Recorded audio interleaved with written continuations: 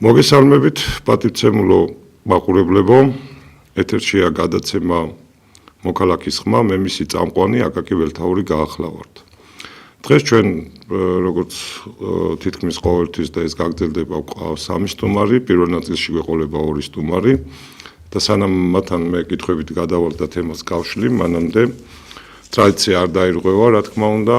თავისუფლება მზია ამაღლობებს, თავისუფლება ყველა სინდისის პატიმარს, ყველა პოლიტპატიმარს.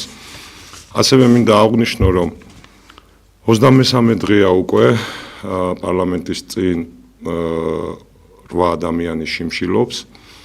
მიუხედავად იმისა, რომ ესეთი აქტიურად მართლა ალალად გამოხატავენ და უკიდურეს ფორმას მიმართავენ ეს მართლაც ანაკებო ხალხი. სასწრაფოც კი არ გამოუყვეს, რომ 20 საათი იქ იმორიგეოს, რომ შეუძლოთ გახდეს ადამიანი და ეხმაროს. კიდევ ერთი გულდასაწყვეტი რამ უნდა ვთქვა და ამას მე გვერდს ვერ შევავლი, როგორც ხელოვანი ადამიანი. თქვენ ალბათ იცით უკვე, რომ კინოთეატრი რუსთაველი, ანუ პირველი კინოსტუდია გაიყიდა, თუ 100 წლით გადაცეთ სიჟარით რა მნიშვნელობა აქვს, მაგრამ ჩვენი სანაკებო ხალხის ვარსკვლავები, რომელიც იმიტომ გაიხსნა იმ ადგილზე, რომ მათი ეს ადგილი იყო მათი და მათი საპატიო ადგილი, იქ დატოვეს. ესენი მე ხა რო ვნახე, ცადეკ ადამეღო, მაგრამ ჩემი ტელეფონი ვერ არის ისეთი, რომ კარგად აღბეჭდო და ზედ და ამიტომ მე ყველას მოგიწოდებ და გთხოვთ, რომ გაბრძანდეთ, ნახოთ, როგორ დაალაგეს ზედ ამ ჩვენ საპატიო ხალხზე ქოთნები და როგორ შეიძლება ეხა მე არ მესმის, სად არის საერთოდ კულტურის მინისტრი? კაი, გავიგე, რომ საგარეო საქმეთა მინისტრს გონია და მაგას რომ ერთი ოთახი და მეორეში გავა, ეს არის მისი მოვალეობა, იმიტომ რომ არც არავინ დაუძახებს არსად, მაგრამ კულტურას ხო არ გავყიდეთ, კაცო.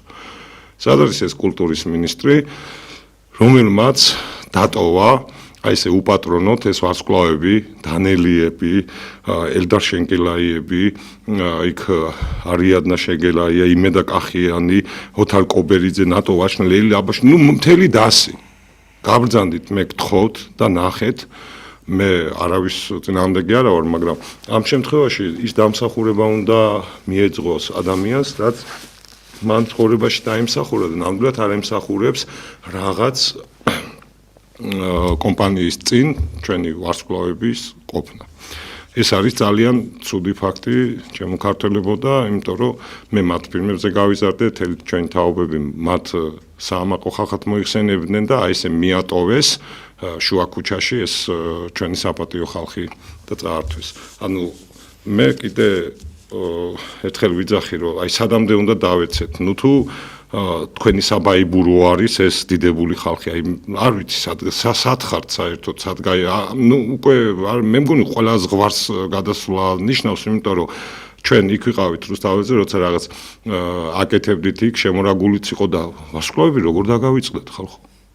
როგორ შეიძლება ვარსკვლავები დატოვოთ რაღაც კომპანიის წინ?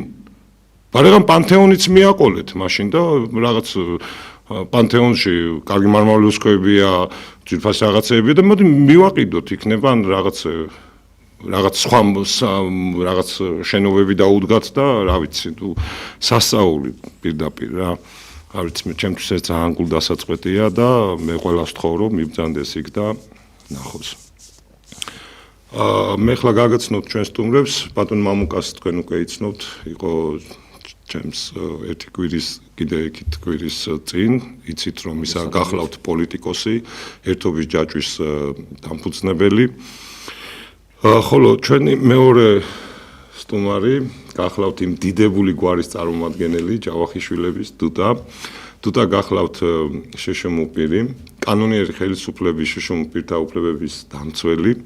ასევე არის ღვინის და სასმელების ტექნოლოგი და მალე, რა თქმა უნდა, გადავალ ამათთან მე კითხვებით. მანამდე, როგორც მე ვამბობდი, ილია ჩვენთან იქნება ბევრჯერ და წინაზე ვთქვი, რომ ჩვენ არ აგვირჩევია, რომ ევროპა გვინდა, ეს ჩვენი არჩევანი არ ყოფილა და მე ამოგიკითხავთ, საერთოდ არ მიყვარს ხოლმე რაღაცების შეცვლა, ამიტომ პირდაპირ ამოგიკითხავთ, რაც წერია ილია ჭავჭავაძის შინაურ მიმოხილვაში, ეს არის მერვე გამოცემა და მეორე თავში.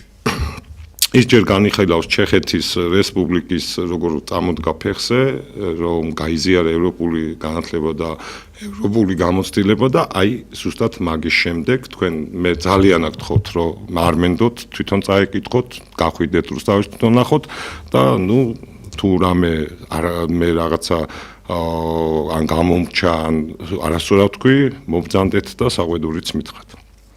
აი გზაც და აი საგანი მისდა მისაღწევად. აი რისთვის უნდა მომზადდეს ჩვენი ყმაწვილ კაცობა. მთელის ევროპის მეცნიერების და გამოცდილების ფარხმალით შეჭერული. აი რა მოედანი უნდა შემოიხაზოს თავისი მოქმედებისთვის და რა გზა უნდა ამოირჩიოს. ამისათვის საკმარისი არ არის კაცმა დაისწავლოს პარიზის ყავახანაში მოსიარულე ფრაზები. აი აქ ოდნავ შევჩერდები რომ მართლაც აი პარიზის ყავახანებში და ვენის ყავახანებში რო აქვთ რაღაც ფრაზები ამოკრეფილი ჩვენ პარლამენტარებს და იმ ხალხს ამაზეც რომ ისიც კი გათვალისწინებული აქვს იმ ჩვენ დიდ ერის მამას და იმითი თავი მოიტანოს ყმაწვილ კაცისა უნდა მომზადდეს ბეჯითის და ზედმიწევნილ ცოდნითა უნდა რამდენადაც შესაძლოა ძირეულად შეისწავლოს ევროპული მეცნიერება წინ გაიმძღვაროს ევროპის გამოცდილება და ამ თოფი არაღით შეუდგეს ჩვენი ქვეყნის შენებლობის საქმეს. მოკლედ, ეხლა მე მართლა ალალად გეკითხებით სულ ყველას, ვინც მიყურებს და ვინც ვისაც საქართველო გეძვირფასებათ, მაპატიეთ ცოტა გაცეებული ვარ. რა ვქნათ ეხლა ჩვენ? არ დაუჯეროთ ერის მამას, ილია მართალს, წმინდანს და დაუჯეროთ სარქუას, წყლუ ხალხს, ჩამორჩენილ ხალხს. აი, უბრალოდ დავფიქრდეთ ეხლა ჩვენ, თუ ჩვენ ილიას ხალხი არა ვართ, სარქუას ხალხი ვართ?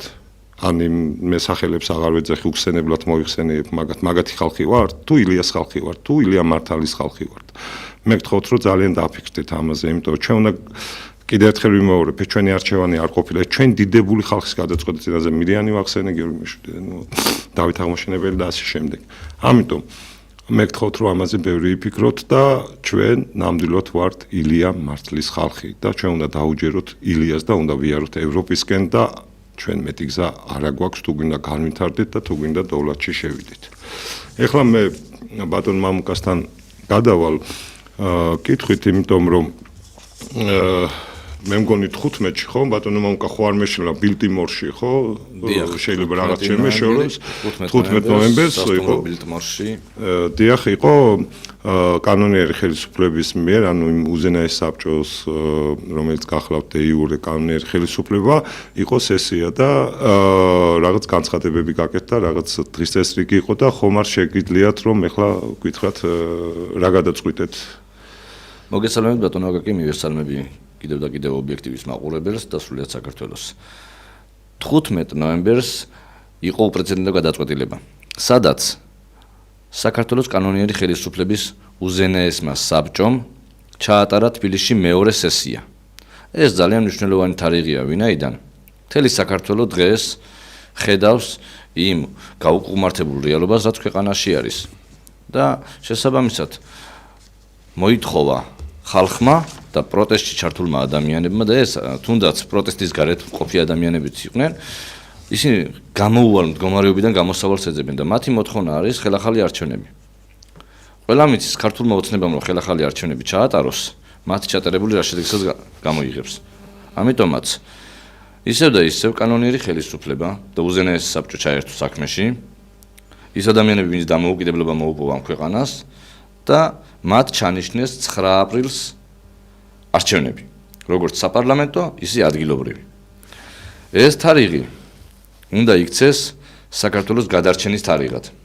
ერთ ჩაგიკითხებით რა ბატონო მამუკა, აი რამდენად რეალურად და შესაძლებელი მიგაჩნიათ მაგალითად რომ ეს ჭეშმარიტად აი მართლა გულწრფელი და მართლა გადამჩენელი გეგმა რომ განხორციელდეს. ხალხმა რა უნდა იყონოს ამისათვის? ამას ქონდა გარკვეული მიზეზები, რა თქმა უნდა. პირველი ის რომ სხვა გამოსავალი არ აქვს ქართველ ერს დღეს. ან არის რევოლუციის და ძალადობის გზით ქართული ოცნების მოშორება. ციხეში არიან. კი ბატონო, ან არის მეორე არჩევნები სამართლიანი პარიტეტულ საწყისებზე, სადაც ნებისმიერი მთავრობა, ნებისმიერი პოლიტიკური პარტია მიიღებს მონაწილეობას. ეს იქნება თანაბარი უფლებებით. შესაბამისად, თუ რომელიმე ჯგუფი, პოლიტიკური ჯგუფი ცდილობს და ფიქრობს ქვეყნის გადარჩენაზე, ექნება არჩევანი. დარწმუნებული ვარ, ქართული ოცნებაც ჩანიშნავს. და რომც არ ჩანიშნოს, სხვა გამოსავალი მაინც არჩება სხვა ოპოზიციურად განწყობილ ადამიანებს. იმიტომ რომ ან არის ქვეყნის ჩიხში შეყვანა საბოლოოდ კრიზისამდე მიყვანა ქართული ოცნების მხრიდან, ამას ვხედავთ ყოველდღიურად და ეს გამოიხატება კიდევ სხვადასხვა საკითხებში და მაგაზე უფრო ცლად ვისაუბრებთ ჩვენ, მაგრამ იქამდე მხოლოდ და მხოლოდ მინდა 9 აპრილზე გავაკეთო აქცენტი. ან რჩებათ ეს გამოსავალი, რომ მიიღონ მონაწილეობა საყოველთაო არჩევნებში. ამისთვის წინაპირობა შეიქმნება ქვეყანაში. ამისთვის მიმდინარეობს დღეის მდგომარეობით საქართველოს ყველა ადმინისტრაციულ ერთეულში წარმომადგენლების დანიშვნა. ეს არის კანონიერი ხელისუფლების წარმომადგენლებზე მაქვს საუბარი. დაახლოებით დღესდღეობით, დღეის მონაცემებით არის 3668 ადგილობრივი ერთეული. ანუ სოფლები და სოფლებში შემავალი ერთეულები. შესაბამისად, დაახლოებით 4000 ადამიანი უნდა დაინიშნოს მომავალი ერთი თვის განმავლობაში, რომელიც იქნება კანონიერი ხელისუფლების წარმომადგენელი. ეს ავტომატურად იწვევს ორ ხელისუფლებიანობას ქვეყანაში. მე მესმის ვიღაცამ თქვას ეს რომ სახიფათო არის, მაგრამ სახიფათოა ყველაფერი, რომელიც ქვეყნის დამოუკიდებლობას ეხება. რა თქმა უნდა. და იდეას ხშირად მithქვამს ეს ფრაზა არ ქმნის მილიონობით ადამიანი. იდეას ქმნის გარკვეული კატეგორია 10, 100 მაქსიმუმ, მაგრამ ამ იდეის ირგვლივ ერთიანდება მილიონობით ადამიანი. ჩვენ იდეა მივიღეთ დიდი თეორეტიკოსის კაი ფრაზა გამოხსენდა, ხალხი ვერ წყვეტს, სანამ ვინმე არ გადაწყვეტსო. რა თქმა უნდა. აი თქვენი ერთ-ერთი გამოყარებელი ისიც შესაბამისად იდეა არის, გადაწყვეტილებაც მიღებულია, ეხლა არის ამის განხორციელების გზები. დაიწყებს ალბათ ადამიანები, აი როგორ უნდა იყოს, სად უნდა შეიქმნას ცენტრალური საარჩევნო კომისია, როგორ უნდა შეიქმნას ადგილობრივი ოლქები, როგორ უნდა იყოს უბნები და ასე შემდეგ. დღეის მონაცემებით საქართველოში არსებობს 73 მუდმივმოქმედი ოლქი, სადაც დასაქმებული არის მუდმივ წარმომადგენლები 5 ადამიანი. 365 ადამიანი არის პარტიული ნიშნით დასაქმებული. ეს ადამიანები 4 წლის განმავლობაში იღებენ ფულს. რეალურად 4 წელში ერთხელ ემსახურებიან ქვეყანას. მაგრამ მათი ინტერესი არ არის არაფერი გარდა იმისა, რომ არჩევნები ჩაატარონ და შემდგომ, პასიურ მდგომარეობაში გადავიდნენ. კი ბატონო, ხელფასი აიღონ. ამიტომაც ჩვენ ეს ყველაფერი ეს რეალობა უნდა შევცვალოთ. ჩვენ თუ გვინდა ადამიანები და მოსახლეობა მაქსიმალურად ჩავრთოთ პროცესში, მათ უნდა მიენიჭოს სამოქმედო გეგმის სივრცე უნდა მიეცეთ. ეს რომ მივცეთ, მათ რა შეიძლება რომ კონდეთ? მაკონტროლებელი ორგანოც უნდა იყოს ის ორგანო. და არ უნდა იყოს სახელმწიფოზე მიერთებული. ეხლა რავი მოიტყუებს თავს, ყველამ კარგად იცის როგორ ყალბდება არჩევნები.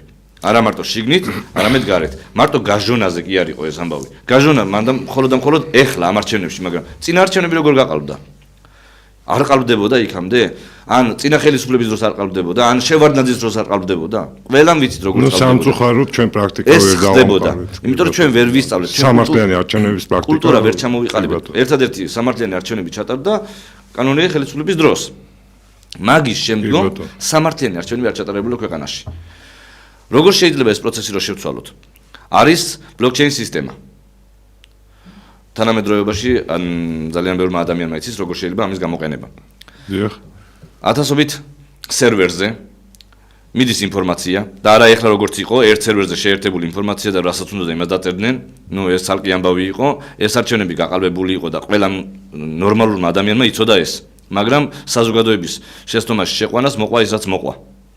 ამასთანავე ამ სერვერებთან მიერთების შემდგომ შეიქმნება ბაზა, მოქალაქეთა ბაზა, რომელიც იქნება რეგისტრირებული არჩევნებში.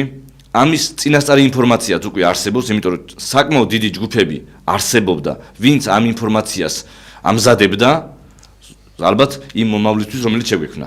შესაბამისად, ეს საერთო ბაზა შევა, იქნება კონტროლის მექანიზმი და იქნება ყველა მექანიზმი ამუშავებული, რომელიც მას ჭირდება. მე რა თქმა უნდა არ ვარ ბლოკჩეინ ტექნოლოგი, მაგრამ ჩემზე კარგად არიან გარკვეული, მე შემიძლია იდეის დონეზე ჩამოვუყალიბო რა არის გასაკეთებელი და როგორ არის გასაკეთებელი და რა თქმა უნდა ტექნოლოგიურად გამართვის ფუნქცია ვისაც შეიძლება ის გააკეთებს მაგას. მაგრამ არსებობს რეალობაში ესტონური მოდელი ავიღოთ თუნდაც ამერიკული ესტონური მოდელის და თუნდაც სომხური მოდელი, რომელიც საქართველოს ცენტრალური საარჩევნო კომისიის დაკომპლექტებას ბევრად ჯობია და ხმის მიცემის პროცესს და ცერატიდის პაპილარული ხაზით წყდება იქ და ასეთი რაღაცეები, ანუ ძალიან ჩამორჩენილები ვართ რეალურად. ამიტომაც უნდა დავეციოთ და კი ბატონო. და მეორე გაყალბების არეალი. გარე სივრცე. ვინმე არ ვიცით რომ უბნებში, სამეზობლოში სამეგობროში ეს ხო ბავშვი რიგდებოდა ბატონო მამუკა წამალი რიგდებოდა მოსაწევი რიგდებოდა ეგრეთ წოდებული მეტადონის პროგრამიდან გამომდინარე ხალხი იძულებული იყო ვიღაცისთვის მიეცახმა ფულის სანაცვლოდ ლუდის სანაცვლოდ მოკლედ ყველაფრის სანაცვლოდ კარტოფილი ხალხი ნუ გააჩნია სეგმენტს როგორ იყო ამის სანაცვლოდ რომ ხმის მიცემა ხდება ეს ვინმე მარიცის, ეს ხო ყველა მიცის საქართველოში, მაგრამ როგორ გვინდა ეს შევცვალოთ, ხო? ანუ ადამიანებმა უნდა დაინახონ, კონკრეტულად იმ ადამიანებმა უნდა დაინახონ, რომ იმის გამო, რომ ის არ გაიყიდება, მოვა ისეთი ხელისუფლება ქვეყანაში, ვინც მას უშველის. და ნამდვილად მე მაგის მჯერა ბატონო მამუკა და როგორც მე გავიგე სწორად, აკანონიერმა ხელისუფლებამ 9 აპრილს ჩანიშნა და ეხა ჩვენ და რა ვიცი, ვისაც უნდა მართლაც რომ რაღაც მოხდეს და შეიცვალოს, ალბათ ყველამ უნდა დაუჭიროს ამას მხარი. მე ხა კითხვით გადავარ ბატონ დუტასთან, როგორც მოგახსენეთ დუტა შუშუმუპირია და მე ძალიან მაინტერესებს რატომ მოგიწიათ თქვენ რუსთაველზე გასვლა პირველ რიგში და როგორ არის თქვენი უფლებების მდგომარეობა საერთოდ აი ზოგადად რომ გითხრათ პირველ რიგში დავიწყებ ბატონო აკაკი მადლობა მოწვევისთვის მივესალმები თქვენს მაყურებელს და სრულიად საქართველოს მადლობა ქალბატონ ირმას რომ ეს საშუალება მოგვეცა რომ თქვენ ხო რუსთაველის გამზირის ერთ-ერთი საპატიო წევრი ხარ ყოველდღე იქ ხართ და ნუ არ ვიცი ძალიან კარგია. რატომ მომიწია რუსთაველზე გასვლა? კარგი კითხვაა. პირველ რიგში მომიწია იმიტომ რომ შშმ პირების უფლებების სამწუხაროდ საქართველოში დაცული არ არის, რადგანაც ძირითად შემთხვევაში ეს გამოიხატება ჯანდაცვის სფეროში, რადგანაც არ არის შესაბამისი დაწესებულებები, სადაც შშმ პირები იმკურნალებენ და სწორედ მოხდება მათი ადაპტაცია საზოგადოებაში. ასევე მათი ასე ვთქვათ მკურნალობა უნდა ხორციელდებოდეს შესაბამისი ექიმების მხრიდან. სამწუხაროდ შესაბამისი ექიმები არ ყავს საქართველოში და არც მათი გადამზადება არ ხდება, ვინც დღეს არიან ექიმები. სამწუხაროდ ძალიან სამწუხაროდ და ყველაზე მეტად აღვნიშნავ იმას, რომ ჩვენ თუ გვინდა რომ საზოგადოების ასე ვთქვათ აქტიური წევრები გახდნენ შშმ პირები, სამწუხაროდ არ არიან. უნდა მივიღოთ ეს ადამიანები და არ უნდა იყოს ბუტაფორიად ჩამოყალიბებული, რომ შშმ პირები არიან მე მგონი ინფრასტრუქტურაც არ არის გამართული, ხო? აი ელემენტარული ინფრასტრუქტურაც კი არ არის გადაადგილების ხრი რო ხელი შეუწყონ, იმიტომ რომ მე ვიცი ბევრი შშმ-პირი ეთლით გადაადგილდება და მაგაც პრობლემებია, მე როგორც ვიცი ზოგადად. დიახ, აი ელემენტარული პანდუსები არ არის და არც ტრანსპორტში არ არის მოგვარებული ეს. მე ნამყოფი ვარ ესპანეთში, სამარშრუტო ტაქსშიც არის სპეციალურად გამოყოფილი ადგილები შშმ პირებისთვის ასასვლელი. სამწუხაროდ საქართველოში ეს არ არის. კი, ავტობუსებში არის, მაგრამ მხოლოდ ერთ პირს შეუძლია რომ ავიდეს. და ერთი პირისთვის არის გამოყოფილი ეს ასასვლელი გარემო თუ არის ავტობუსში რომ შევიდეს. აი თქვათ კალიასკით გადაადგილდება ადამიანი. შესაძლებელია თუ არა რომ ავტობუსში შევიდეს. ხშირ შემთხვევაში სამწუხაროდ ვერ ხდება შესვლა, იმიტომ რომ სულ გადატვირთულია ტრანსპორტი და აქედან გამომდინარე ძალიან ხშირად არის ის პრობლემა რომ ვერ ადის კალიასკიან. ხო, ნუ სასწაული. ესპანეთი ახსენა დუტა და ორიოდესები დავამატებ. მე თვითონაც ესპანეთში ცხოვრობდი რამდენიმე წელი და შესაბამისად ძალიან კარგად გავერკვია ამ პროცესებში რა ხდება შშმ პირებთან მიმართებაში. მეტროს შესასვლელები ავიღოთ, ამოსასვლელები, ან საზოგადოებრივი ტრანსპორტთან მიმართებაში აბსოლუტურად ყველაფერი გამართული არის. ნებისმიერ ადამიანს შეუძლია გადაადგილება, იქნება უსინათლო, იქნება სხვა ნებისმიერი შიშუმო პირი, არ აქვს მნიშვნელობა და ერთი მთავარი აქცენტი გავაკეთოთ და რაზეც აუცილებელია ხალხმა იცოდეს. ჩვენს კანონმდებლობაში წერია, რომ მინიმუმ 2% უნდა იყოს დასაქმებული. დიახ, მაგას ნებისმიერ კომპანიაში. მაგრამ აქ რა არის, იცით? თუნდაც ესპანეთში არის გამოყოფილი ეგრეთ წოდებული ლოტოს ჯიხურები. სადაც შუშუმო პირებისთვის ყველანაირი გარემო არის შექმნილი. ბატონო მომკა, მეორე ნაწილში გავაგზავნოთ ჩვენი საერთო დრო ამოიწურა სამწუხაროდ პატიცემულო მაყურებლებო, ჩვენ მეორე ნაწილში დაგიბრუნდებით, დარჩით ჩვენთან.